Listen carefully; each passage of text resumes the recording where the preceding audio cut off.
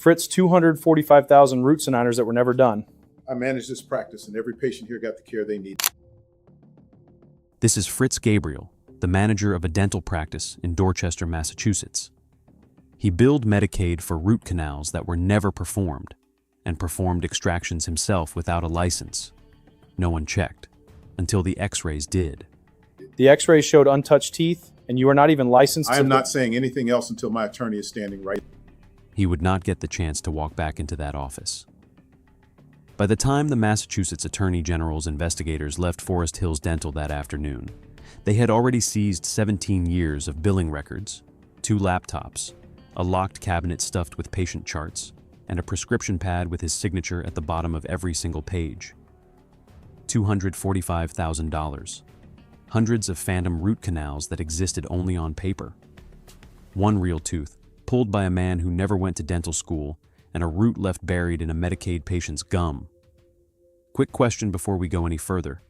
Have you ever sat in a dentist's chair and just trusted that the person in the white coat actually had the credentials hanging on the wall behind them? Drop a comment below and let me know how often you check who is treating you. And if you are new to the channel, hit subscribe. We cover the cases that local news lets quietly disappear, and there are more of them than you think. Fritz Gabriel was born in Port-au-Prince, Haiti, in October of 1954.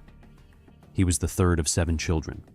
His father drove a tap-tap, one of the brightly painted shared taxi trucks that climbed the steep neighborhoods above the bay. His mother sold mangoes and avocados from a wooden table on the Rue Pavée. Money in the Gabriel household was counted in coins, not bills, and Fritz learned early that the difference between a good week and a bad one came down to how carefully you handled paper. He left Haiti in 1972, 18 years old, with a single suitcase and a cousin's address scrawled on the back of a Sacred Heart prayer card. The cousin lived in Mattapan, on a triple-decker on Norfolk Street. Fritz slept on a fold-out couch in the front room for 4 years. His first American job was washing dishes at a diner on Blue Hill Avenue.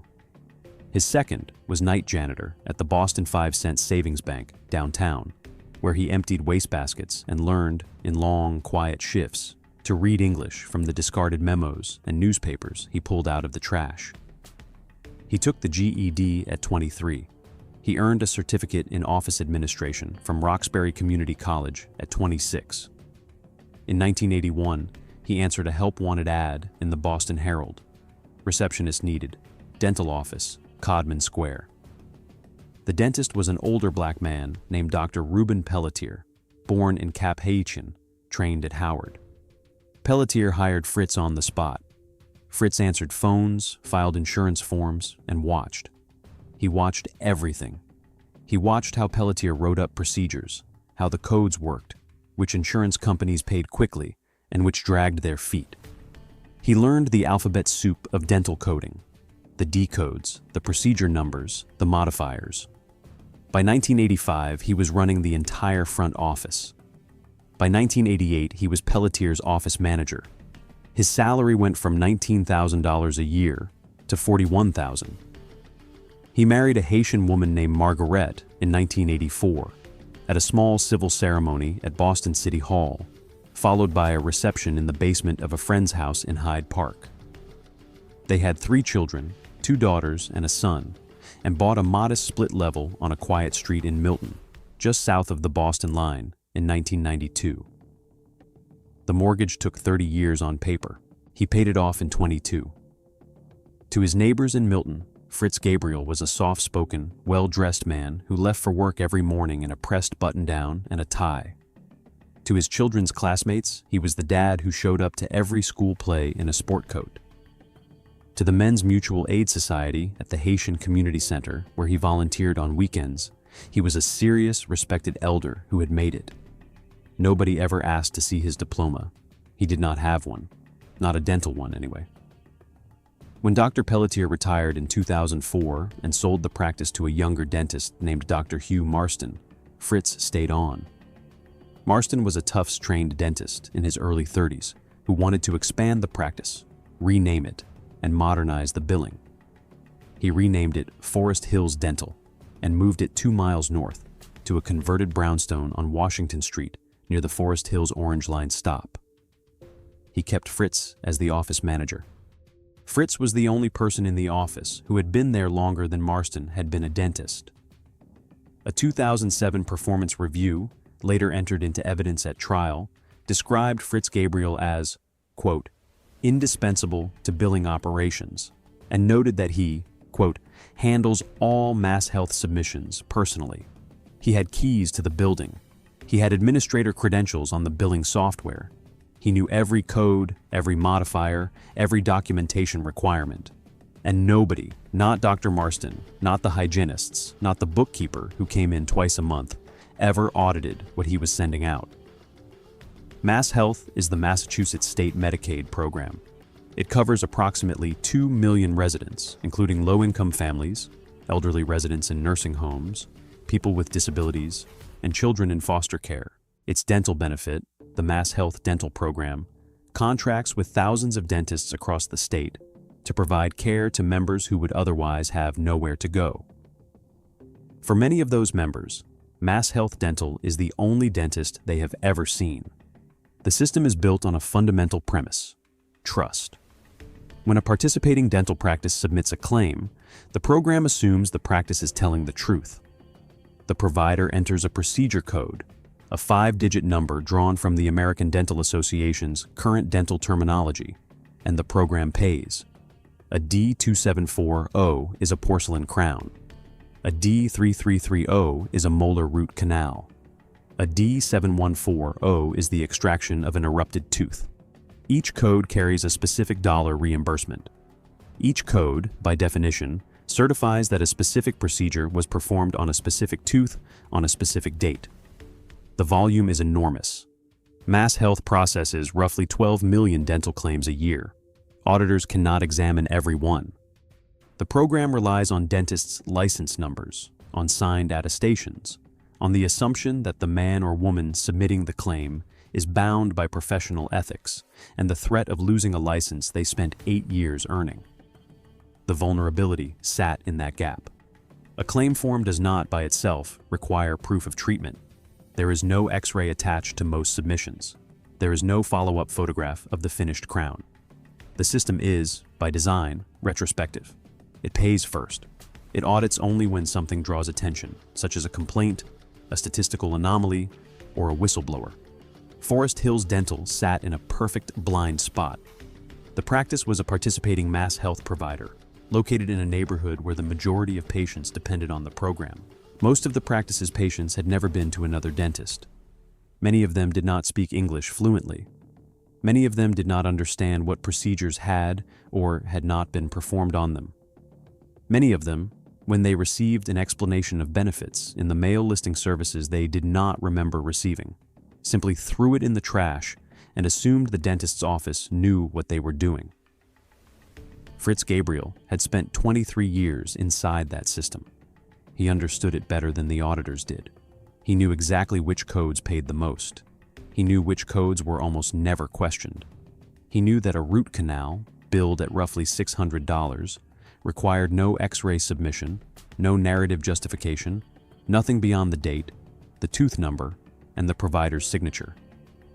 He also knew there was no licensed dentist on staff who was paying attention to what he was billing under their license number. The fraud started small. It almost always does. Investigators would later trace the first verifiable phantom claim to a Wednesday in April of 2008. A 9-year-old boy named Curvins, the son of a Haitian Creole-speaking mother who worked as a home health aide, had come in for a routine cleaning. He had no cavities. The hygienist's chart noted, cleaning, fluoride, no caries, no follow-up needed. That afternoon, Fritz Gabriel submitted a claim to Mass Health for a D2392, a two-surface posterior composite filling, on tooth number 19. The program paid $146. Curvins' tooth number 19, examined years later under bright light and digital X-ray, showed no filling. The tooth was completely intact. It was, on paper, perfect. The mother never received a paper explanation of benefits because she had opted into electronic notifications and never checked the portal. The boy never knew. The dentist on record, Dr. Marston, never reviewed the day's submitted claims. The $146 went into the practice account, and from there into a salary line item that Fritz Gabriel controlled. Within 6 months, Fritz was billing 1 or 2 phantom procedures a week. Within a year, he was billing 4 or 5 a day. By 2012, investigators estimated somewhere between 15 and 20% of all claims submitted by Forest Hills Dental were entirely fictitious. The pattern was deliberate. He never billed the same patient too often. He spread the fake procedures across hundreds of charts. He chose patients who were unlikely to complain. Elderly members in nursing homes who would not remember. Children whose parents worked 2 jobs and did not read the mail. Recent immigrants who did not know what a decode was.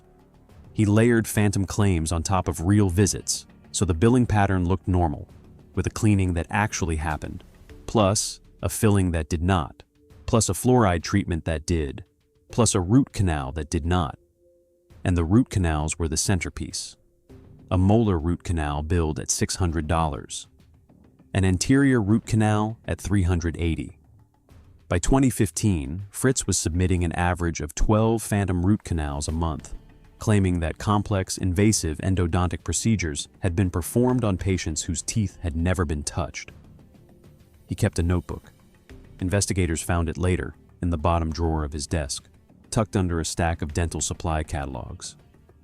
It was a black composition book, the kind sold at any CVS, with a marbled cardboard cover. Inside, in careful blue ballpoint, he had tracked the phantom claims himself. Patient initials, tooth number, code, date, dollar amount, 340 pages of it, going back to 2010. Investigators would later ask, in court, why a man committing fraud would keep his own ledger. The answer, an assistant attorney general suggested in closing arguments, was simple.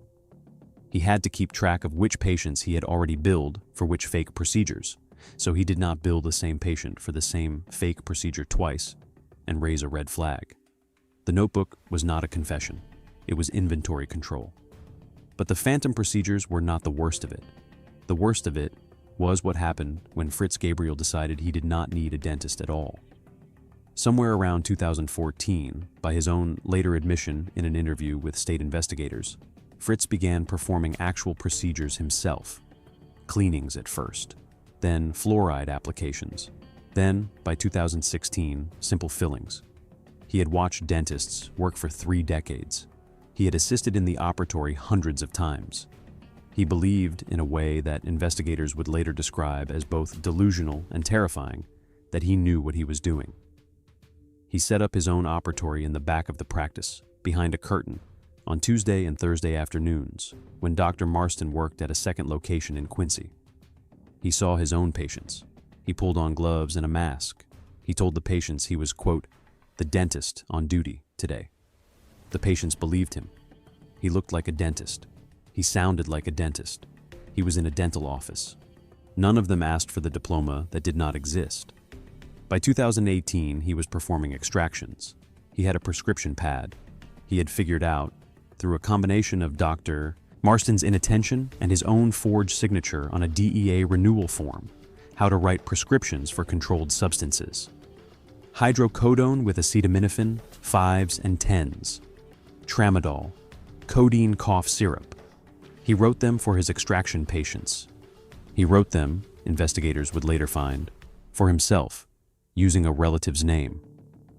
The signature at the bottom of each prescription was Dr. Hugh Marston's, copied from a memo Marston had once signed, and Fritz had photocopied 1,000 times. Her name was Marie Saint-Elias. She was 63 years old. She had lived in Dorchester for 29 years. She cleaned offices at night in the Prudential Tower, scrubbed bathrooms from 11 p.m. to 5 a.m., and slept during the day in a third-floor apartment on Talbot Avenue. She had 3 grown children and 1 grandchild. She had been a Mass Health member since 2009. On a Thursday afternoon in October of 2022, Marie Saint-Elias walked into Forest Hills Dental with a swollen lower right jaw. She had been in pain for 2 weeks. The tooth, a lower right second molar, was loose and inflamed. She had taken Tylenol every 6 hours for 9 days. She could not afford to lose another night of work. The receptionist, a young woman who had been hired 6 months earlier, told Marie that the dentist could see her in 20 minutes. The receptionist did not specify which dentist. The receptionist did not know that Dr. Marston was not in the building that afternoon. 20 minutes later, Marie was sitting in a reclined chair in the back operatory, behind a curtain, with Fritz Gabriel leaning over her in a paper mask, a pair of vinyl gloves, and a white coat. He told her, in Haitian Creole, that the tooth needed to come out. She told him, in Haitian Creole, that she trusted him. He gave her an injection of local anesthetic. He waited 8 minutes. He picked up an extraction forceps. What happened next would be reconstructed 2 years later from a follow-up panoramic X-ray taken at a different practice and from Marie's own statement to investigators. The tooth did not come out cleanly. The crown of the tooth snapped off in the forceps. The entire intact root of the second molar stayed embedded in the bone of her lower jaw. Fritz Gabriel, who had no training in surgical extraction, no idea how to elevate a retained root, and no business holding a forceps in the first place, panicked. He packed the socket with gauze. He told Marie that the tooth was out. He gave her a prescription for hydrocodone, signed in Dr. Marston's name, and sent her home. The retained root sat in Marie Saint-Elis's jaw for 6 months. The site became infected. The infection spread into the surrounding bone. By March of 2023, the pain was constant and the swelling had reached her cheek. She went to a community health center in Codman Square.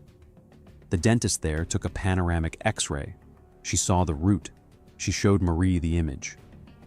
"Who did this?" the dentist asked her, in English, then again in Creole. "The man at Forest Hills," Marie said. "Was he a dentist?" Marie was quiet for a long moment. Then she said, "I thought so." The community health center dentist did 2 things. She referred Marie to an oral surgeon at Boston Medical Center for the surgical removal of the root, and she filed a complaint with the Massachusetts Board of Registration in Dentistry. The complaint sat in an inbox for 6 weeks.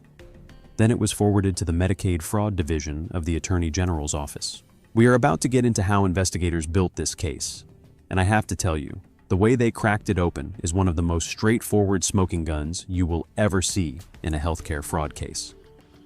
Before we go in, if you are still here, hit subscribe. These cases do not get the coverage they deserve, and the more eyes on them, the more people learn what to watch for. The investigation was assigned to a senior investigator in the Medicaid Fraud Division named Anita Rosales. She had worked Medicaid fraud cases for 11 years. She had seen phantom billing schemes before. She had never seen one combined with unlicensed practice. She pulled the Mass Health claims history for Forest Hills Dental, going back to 2008. Every claim, every code, every patient. It was a spreadsheet of nearly 40,000 line items.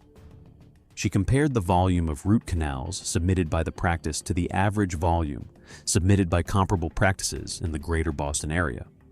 Forest Hills Dental was submitting root canal claims at roughly 4 times the regional average. The pattern had been building quietly, year over year, since 2010. She subpoenaed the patient charts. Then she did something simple and devastating. She picked 25 patients at random from the claims data, patients for whom Forest Hills had billed root canals between 2018 and 2022. She contacted each one. She asked each of them to come in for a free dental examination at a participating Boston practice. 23 of the 25 came in. The examining dentist took X-rays of every tooth that Forest Hills had billed a root canal on. The X-rays were unambiguous. A real root canal leaves a permanent radiographic signature. The pulp chamber is gone, replaced by a dense bright filling material, usually gutta percha, that traces the path of the original root. It is impossible to miss. It is impossible to fake. It is, in the language of forensic dentistry, the most verifiable procedure in the entire profession. Out of 23 patients, 21 had teeth that showed no evidence whatsoever of a root canal. Untouched pulp, live nerve tissue. Teeth that, in 2 cases, had never even had a cavity. 2 patients had received real root canals, but on different teeth than the ones billed. Anita Rosales had her case. She obtained a search warrant for the Forest Hills dental office, executed at 7:14 a.m. on a Monday morning in May of 2023. Investigators seized 2 desktop computers, 3 laptops, the locked filing cabinet in the back room, and the black composition notebook from the bottom drawer of Fritz Gabriel's desk. They also seized the prescription pad. It was missing 231 sheets.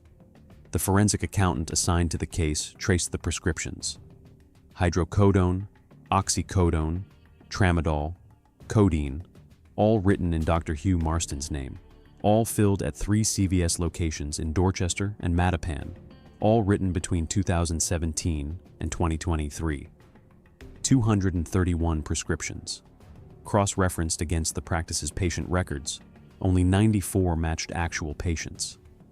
The rest, 137 prescriptions, were written for patients who had never been seen at Forest Hills Dental, or for patients whose names appeared in the patient roster, but whose other details, addresses, dates of birth, did not match.